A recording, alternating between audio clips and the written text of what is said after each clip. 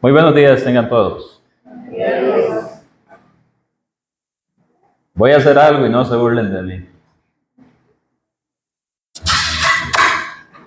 I love you. Ese era el sonido particular de uno de los primeros regalos que me dio mi novia. Era un corazoncito así, rojo. Y me gustaba estriparlo de vez en cuando y recordar que ese I love you, no hay que ser muy bilingüe para saber qué significa te amo, era algo que ella sentía por mí. Luego, con el pasar del tiempo, nos casamos, nos fuimos a vivir juntos y tuve que agarrar todas mis cosas y llevarlas a otro lugar. Y si usted me pregunta en este momento dónde está ese corazoncito, tengo que confesarle que hace un par de días me estaba haciendo esa misma pregunta. No sé dónde está, pero le puedo decir con toda seguridad que por la relación que hemos tenido, la forma en que vivimos, por las cosas que ella ha hecho por mí, yo sé que ella me ama, aun cuando no tengo que presionar ese corazón diciendo, I love you. Las cosas que ella ha hecho me lo han demostrado, sus acciones me han demostrado que su amor es verdadero y genuino para conmigo, su entrega y muchas cosas que ella ha pasado que solamente alguien por amor podría hacer, ella lo hizo. No necesito más de ese corazón, aunque sí lo voy a seguir buscando, porque sus acciones me demuestran su amor. El amor es algo que se ha vendido de una forma tan extraña. Es fácil mandar un corazón en WhatsApp. El 14 de febrero usted veía todas las páginas de Facebook e Instagram llenos de cosas, de gente que se ama, que luego usted se los encuentra en el camino y parece que se odian o no ni siquiera se quieren ver más. Así que el amor va mucho más allá de eso. El amor va mucho más allá de las telenovelas o series, le decimos ahora, porque ahora los hombres ven telenovelas y le llaman series para que no les dé vergüenza. Pero ese amor que se muestra ahí también es un amor que debemos de recordar, es actuado, es ficticio, aunque parezca genuino, son actores haciendo su trabajo. El verdadero amor se lleva en la práctica y en la entrega de una persona buscando el bienestar de otro, aún cuando tenga que privarse de su propio bienestar, complacencia, para que el otro esté bien.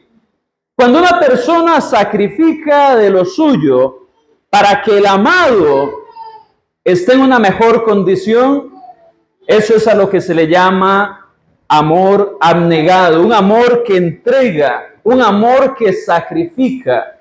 Un amor abnegado es aquel que quita de sí aquellas cosas que son cómodas, fáciles, y complica su existencia, su tranquilidad, para que el otro esté bien. Un amor entregado, así causa aflicción en aquel que ama, en el amante. De modo que, siendo este mes el tema una vida con Dios, vamos a hablar hoy de que una vida con Dios es una vida en el amor abnegado, el amor que entrega, el amor que sacrifica de Dios. Una vida con Dios es una vida en el amor abnegado de Dios. Para esto les voy a pedir que razonemos en las Escrituras, yendo a la primera carta de Juan, capítulo 4, donde de los versículos del 7 al 21 nos vamos a dar cuenta que Juan habla de este amor abnegado de Dios. Ahora, si usted ha puesto atención, se habrá dado cuenta en este punto que cuando el apóstol Juan escribe tiene la tendencia que menciona un tema y da características de ese tema, habla un poquito de algo relacionado y luego vuelve a lo que ya había mencionado antes.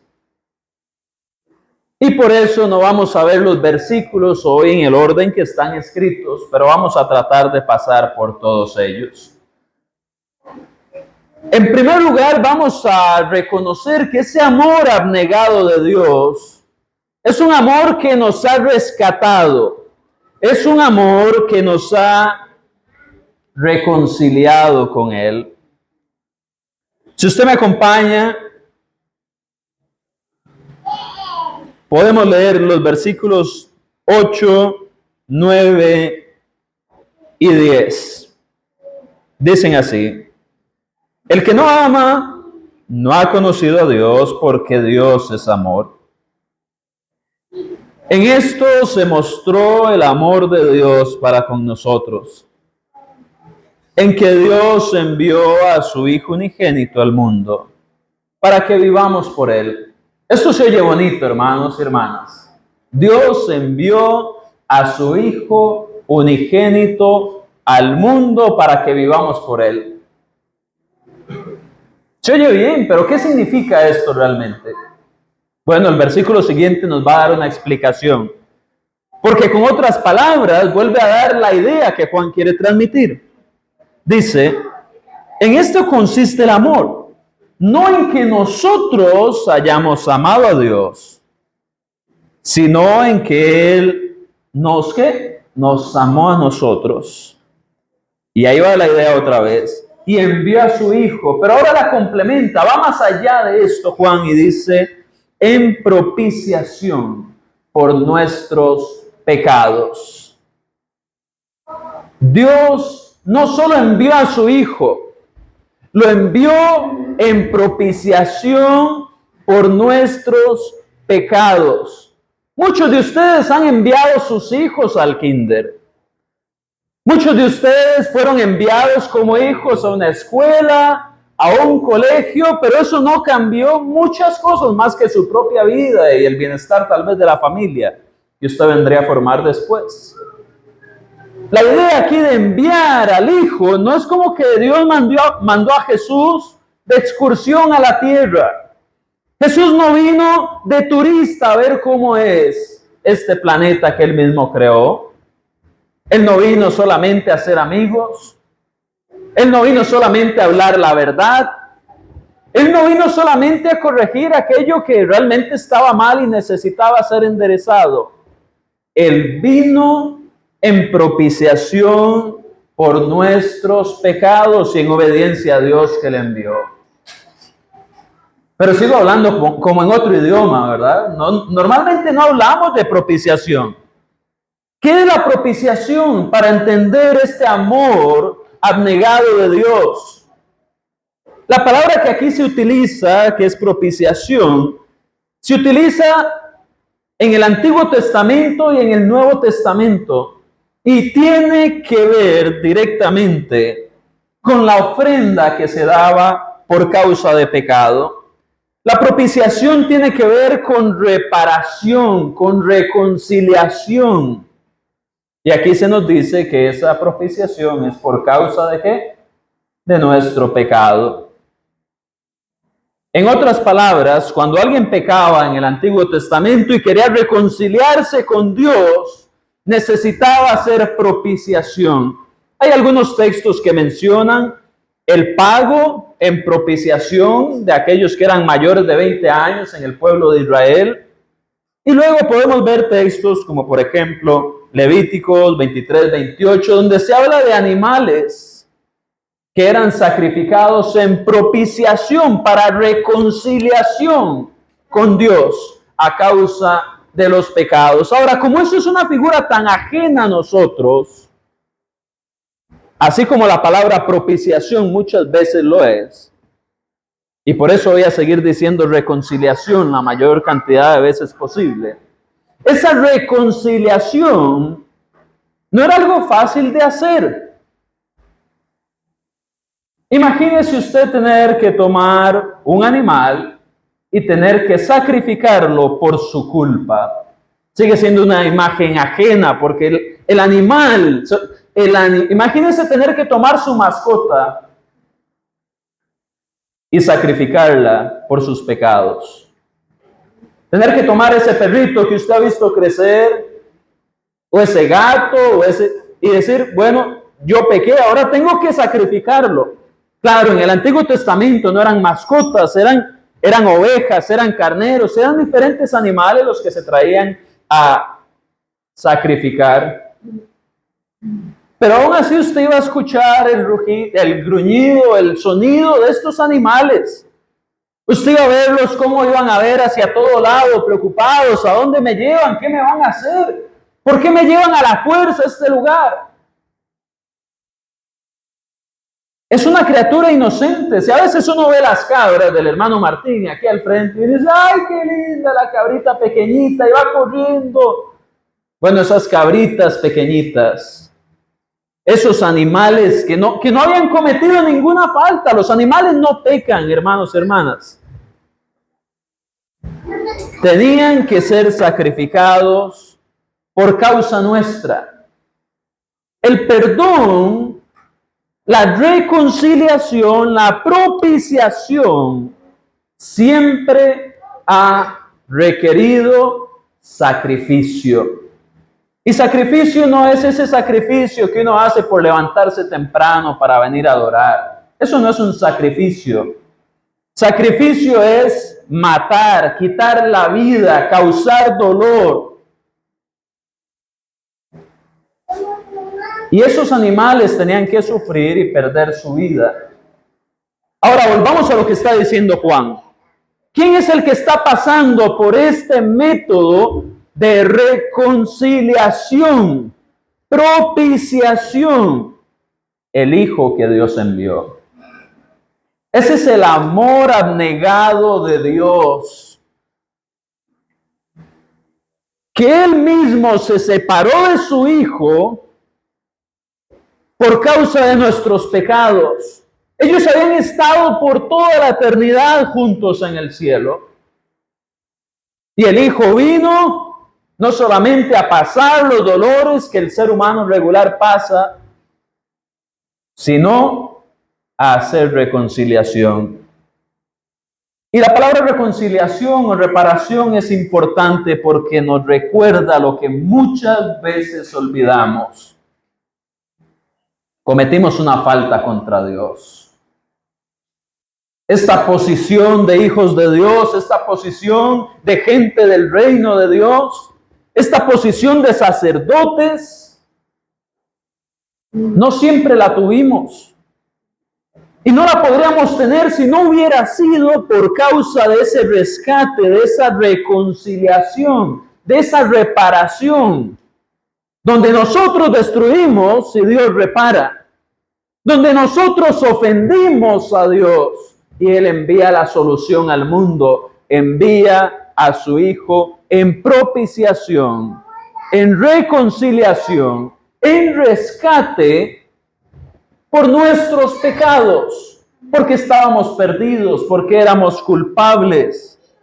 Porque sin Cristo no podríamos siquiera dirigir una oración a Dios, porque Dios no nos escucharía a causa de la división que hace el pecado entre Dios y el hombre. Si no, lea Isaías 59, 1 y 2, y usted va a ver que aunque Dios no se quedó sordo, aunque su brazo no se acortó, las iniquidades hicieron separación entre el pueblo de Dios y Él. De modo que el amor de Dios es entregado. Él lo ha manifestado para con nosotros. Él envió a su Hijo a reconciliar nuestras faltas. Entonces ya no es una cabrita, ya no es un animal inocente, ahora es una persona inocente. Sigue sin ser gratis este sacrificio, siempre hay algo que se tiene que ofrecer. Hay algo que debemos de hacer para podernos reconciliar con Dios. En el caso de Abraham, usted recuerda a Abraham trayendo a Isaac para ofrecerlo como sacrificio delante de ¿quién? De Dios.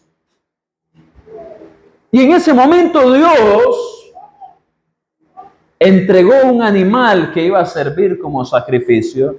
Él lo puso ahí. Pero aún así, Abraham aprendió y practicó lo que era la obediencia.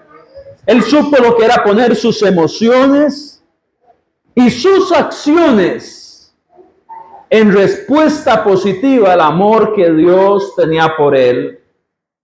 Abraham sabía que aún de entre los muertos podría traer a su hijo de vuelta. Abraham entendía que todo lo que él tenía, que todas las promesas que había recibido eran de un Dios que era fiel. Pero aún así eso no ablandaba lo que Abraham tuvo que hacer. No llevar un animal, llevar a su hijo. Pero Abraham sintió ese alivio. Dios proveyó. Y no tuvo que sacrificar a su hijo. Pero dígame usted, hermano o hermana, ¿quién le iba a proveer a Dios un sacrificio que realmente pudiera ser aceptable? ¿Qué le podemos dar nosotros a Dios?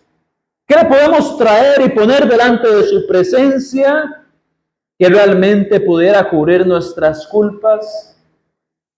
No hay nada. Dios proveyó su propio sacrificio. ¿Por qué? Por un amor entregado, por un amor abnegado que usted y yo hoy disfrutamos. Y que muchas veces volvemos a pecar porque olvidamos esta reconciliación y este amor en el cual Dios entregó a su Hijo. Y nadie podía llegar con un animalito y decir, no, Dios, no sacrifique a su Hijo, mejor este animal, ahora proveo yo. Eso no se podía. Dios mismo en la carne, en Jesús, pasó el dolor de su muerte como un criminal en un instrumento de castigo que era la cruz romana. Y el Padre y el Espíritu Santo presenciaron esto. Y esa separación que se da en la muerte del Señor a causa de cargar nuestros pecados. Entonces es bonito ver el amor de Dios como en las novelas. ¡Ay, cuánto nos ama Dios! ¡Qué bueno que es Dios! Pero a veces ese amor nosotros lo estamos actuando si no estamos reflexionando en lo que está detrás y no pensamos antes de pecar nuevamente en todo lo que ya Él ha hecho para demostrarnos su amor. Entonces se vuelve un amor de fantasía donde yo quiero sentirme amado y digo que Dios me ama, pero yo no vivo como si yo le amara a Él. Eso es actuación también, en un sentido espiritual. Entonces, ¿qué nos muestra esto? No solo el amor de Dios, sino la otra parte. Cuando alguien ama y entrega y hace, ¿qué es aquello que se espera a cambio? Una respuesta positiva. Yo le he dicho a mi amor, amor, te amo. Y si ella no responde, yo también, yo voy y me le paro a la par algunas veces. Dije que te amo. Y yo quiero que ella me lo diga. Dios quiere que nosotros le amemos, pero no solo que se lo digamos, sino que lo hagamos. Y que así como nosotros no tenemos que sacrificar nada, como Abraham no tuvo que sacrificar, que si hagamos el esfuerzo de llegar hasta donde Dios nos pide llegar, porque cuando ya no podemos ir más allá, Él va a proveer siempre para nuestras necesidades. Pero tenemos que esforzarnos por llegar hasta ahí, sabiendo que el sacrificio Dios ya lo ofreció en su amor abnegado. Volvamos al texto. Ya sabemos que el amor abnegado de Dios nos reconcilia. Ahora vamos a ver algo más. Vamos a devolvernos 2 versículos y dice así: amados, amémonos unos a otros, porque el amor, preste atención, es de Dios. Todo aquel que ama es nacido de Dios y conoce a Dios.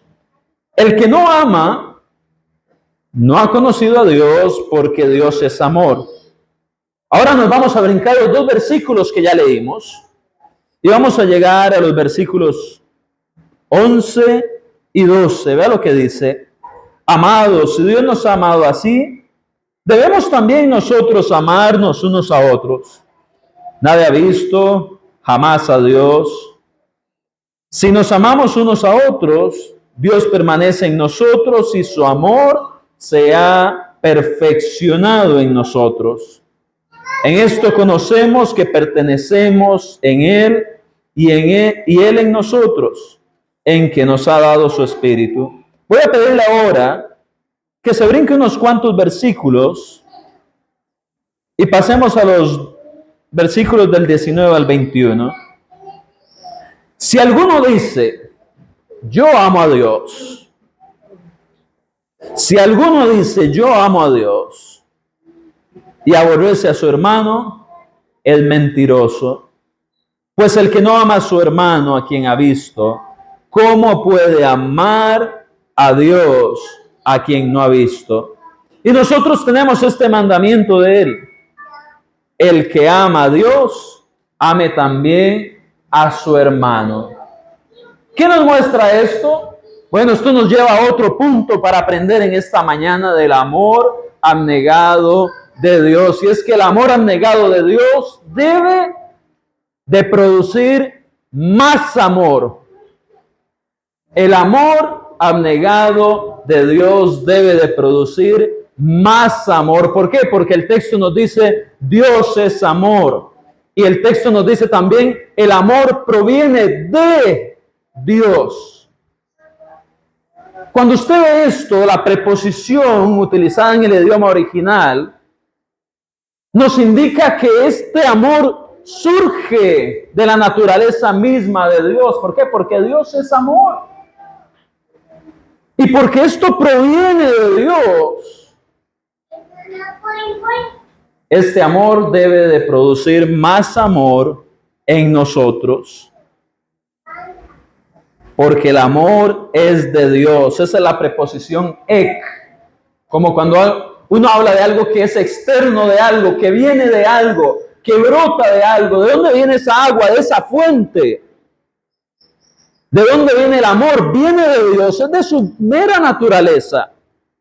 Así como la vida solamente puede venir de la vida, así como la moralidad solamente puede venir de aquello que es moral, así como la inteligencia solo puede venir de algo preparado con inteligencia, el amor solamente puede surgir del amor y Dios es amor.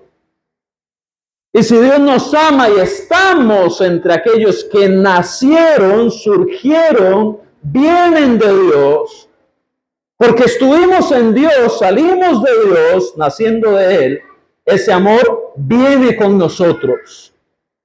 No podemos andar por el mundo diciendo que somos hijos de Dios, si ese amor que brota de Dios no es reflejado en nosotros para con los demás. Así como un árbol de naranjas, da naranjas y las semillas de esas naranjas hacen más árboles de naranjas que dan naranjas y el ciclo continúa. Aquellos que nacen de Dios deben de brotar amor para que de ese amor surja más amor a través del amor abnegado, del amor que entrega, es el que estamos hablando, ¿recuerda? Y esa es la parte interesante, porque si vemos los últimos versículos que leímos, uno pudiera decir, ¿quién es mi hermano entonces? Bueno, hermano muchas veces se refiere en el Nuevo Testamento a aquel círculo de cristianos. Pero muchas veces usted va a ver a Pedro, como en Hechos 2, donde él dice, varones hermanos, pero él no le está hablando a cristianos. Él está hablando a judíos, aquellos compatriotas suyos. Y si usted me pregunta, Andrés, ¿y a quién quiere Dios que yo le dé mi amor? Yo le diría, Dios quiere que usted le dé su amor a sus hermanos en Cristo, pero también a los de afuera. y que además ese amor sea un amor entregado, un amor abnegado, donde usted algunas veces va a tener que ponerse en situaciones incómodas, pero es porque ama a esa persona. De modo que amar no siempre significa decir lo que la persona quiere oír, porque a veces hay que corregir por amor. Amor muchas veces es callarme algo que quiero decir, porque eso que quiero decir puede ser hiriente y no viene a resultar en nada positivo. Amar puede resultar desprenderme de algo que yo quiero y amo, para que aquel que no lo tiene y sí lo necesita, a diferencia de mí, pueda seguir adelante en su vida. Amor tiene que ver con transmitir el amor que Dios nos ha dado a nosotros. Y si Dios nos amó a nosotros, dando a su Hijo, tenemos que hacerle saber a los demás cuánto Dios les amó también, porque ese Hijo que se dio en sacrificio murió también por ellos. Pero muchas veces nos callamos de ese amor y no amamos porque nos da vergüenza, porque no nos hemos esforzado en prepararnos lo suficiente para compartir del amor de Dios. Entonces no sé cómo transmitir el evangelio a alguien más, porque me siento comprometido, ellos no me conocen como cristiano, o porque es alguien que yo no conozco, pero ¿cuál es la forma de amar a esa persona? Y si el amar es procurar el bienestar de otro, y si ahora parte de procurar el bienestar de otro tiene que ver con que yo a veces tenga que incomodarme porque amo a esa persona, si yo quiero que esa persona vaya al cielo, tengo que hablarle del Señor. Aunque no me sienta cómodo, aunque tenga que salirme de su zona de confort, porque ¿qué tanta zona de confort cree usted que había en la cruz? Cero. Era una zona de dolor, era una zona de humillación, de injusticia,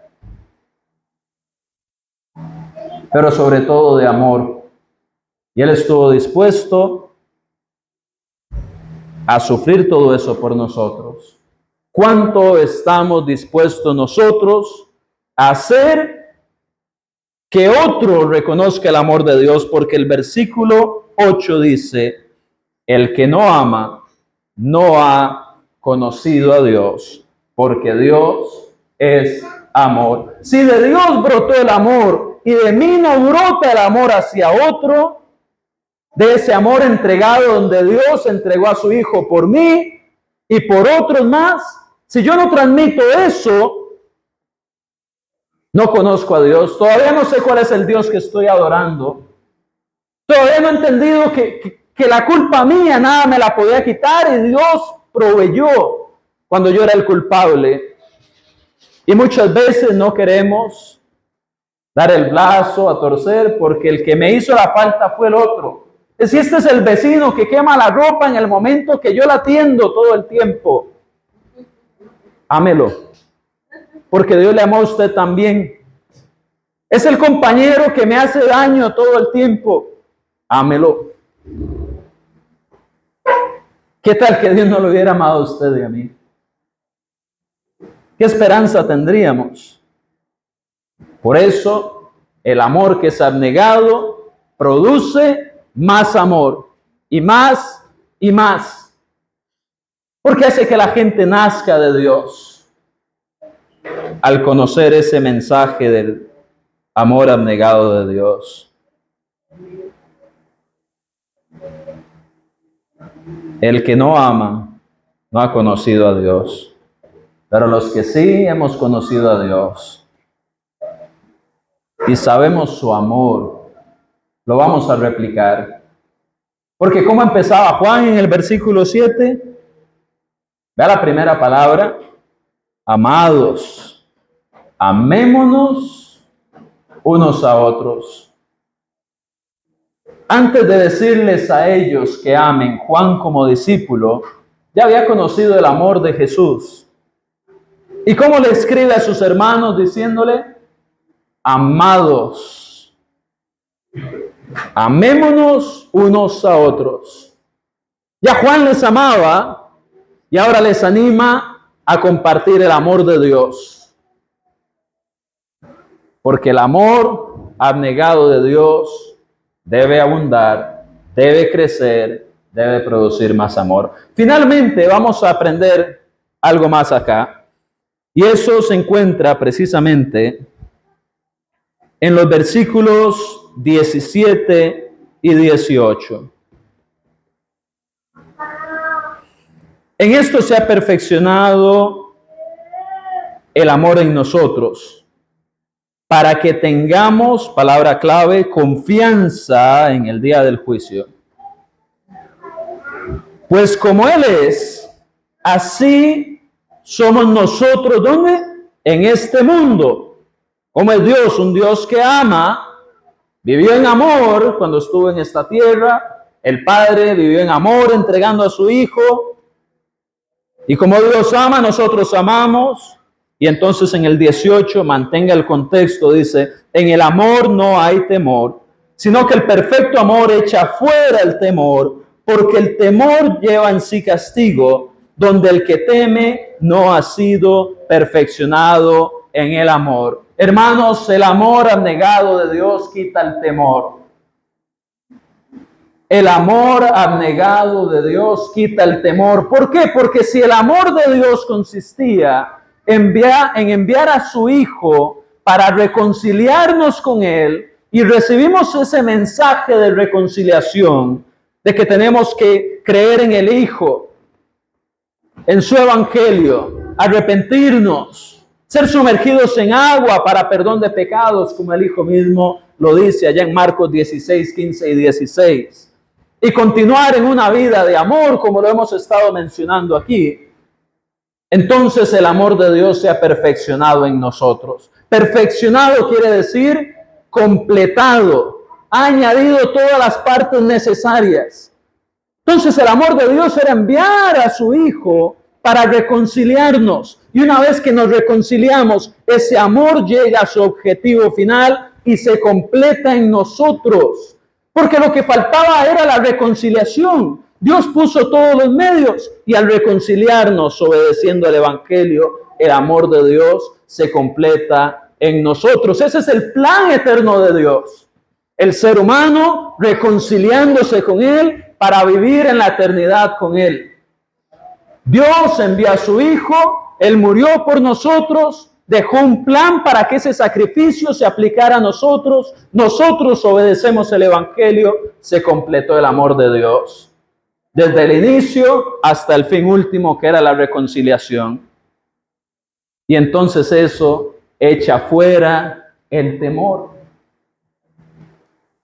Y Juan le llama aquí en el versículo 17, tengamos confianza. Hermanos, no hay nada más que confianza que podemos sentir con respecto al día del juicio. La gente le tiene miedo al día del juicio final. La gente tiene temor y hacen películas del fin del mundo y caen asteroides, salen demonios. Y la gente dice, ese día del juicio final va a ser terrible, qué miedo que llegue. Incluso cristianos tienen miedo de la venida del Señor porque ha faltado amor. Ha faltado amor de ellos para con Dios. Y no se ha dado esa perfección del amor de Dios en una respuesta positiva hacia Él. Porque cuando esa respuesta positiva se da, tenemos la confianza, como dice Juan acá, en el día del juicio. No es que el cristiano nunca teme, pero el día del juicio nunca tenemos que temer. Porque Dios dio un sacrificio perfecto, con un plan perfecto, y nosotros lo hemos encontrado. Si respondemos con más amor, no hay nada que temer. Podemos sentir confianza.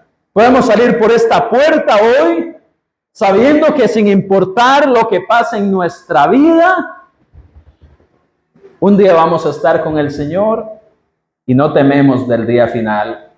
Porque el amor echa fuera al temor.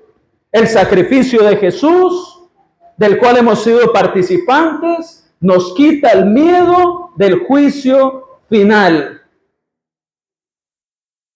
Y esto nos pone entonces en el reto de seguir respondiendo positivamente a ese amor. Es un amor abnegado, un amor que reclama respuesta. Por eso, si en esta mañana hay alguno de nosotros que no ha estado amando a Dios como Él se lo merece, hay que arrepentirse, hay que cambiar el sentido en el cual vamos caminando. Porque si bien el amor echa fuera el temor, cada vez que rechazamos la obediencia a Dios y al bautismo y a las obras que Dios preparó de antemano para que anduviésemos en ellas, dice Efesios capítulo 2, versículo 10, si no me equivoco, 1:10, chequee usted. Si usted no anda en esas obras y no ha obedecido al plan de salvación de Dios, ahí sí debe tener temor. Pero la buena noticia es que aún hay esperanza y que el día de hoy usted no tiene que andar conmigo buscando ese corazoncito que suena I love you, porque hoy la palabra de Dios que está al frente suyo le está diciendo cuánto Dios le ama. Y hoy es el día para arrepentirse, para entregarse, para bautizarse, para entender que si no quiere vivir con temor delante de la presencia de Dios, usted tiene que recibir el amor de Dios y amarle a Él y responder en obediencia. Por eso en esta mañana, si usted entiende que el amor de Dios es un amor que nos reconcilia, que debe de abundar más y más, y que quita el temor del día del juicio, que está esperando para amar a Dios, pero de una manera abnegada en la cual usted toma su vida, sus decisiones, sus pensamientos, sus metas, y se las entrega a Él para que esto se vaya moldeando de acuerdo a su amor. Porque Dios no ocupa un corazón que nos recuerde cuánto nos ama. Él ya lo ha hecho. Nos ha prestado la vida, la salud, la oportunidad de escuchar su palabra, de estar aquí, y su gracia sigue abundando, dándonos este tiempo para reflexionar y amarle también. Por eso, si usted le está amando en este momento, no cese jamás. Siga amándole, ámele más y más. Ame al Señor, enamórese de Él, agradézcale y ponga su vida al servicio de Él. Pero si usted ha fallado en el amor a Dios o no le ha entregado su vida aún, este es su momento para hacerlo. No tiene que seguir viviendo con temor. Vamos a tener un himno de invitación. Lo vamos a cantar de pie. Y una vez que el himno termine, los que no quieran recibir esta invitación, tomen asiento, recordando que el amor de Dios está disponible. Si usted está siendo fiel, pensando en alguien más para presentarle ese amor. Pero si usted siente la culpa delante de Dios de no haberle amado lo suficiente en sus acciones y en su forma de vivir, quédese de pie. No solo para que veamos que usted tiene algo que cambiar. Número 1, va a ejercitar su humildad. Número 2, nos va a dar ejemplo a todos. Y número 3, vamos a querer ayudarle a que usted pueda amar más y mejor a Dios. Así que después del himno, si usted quiere obedecer a esta invitación, quédese de pie, por favor. Dios les bendiga.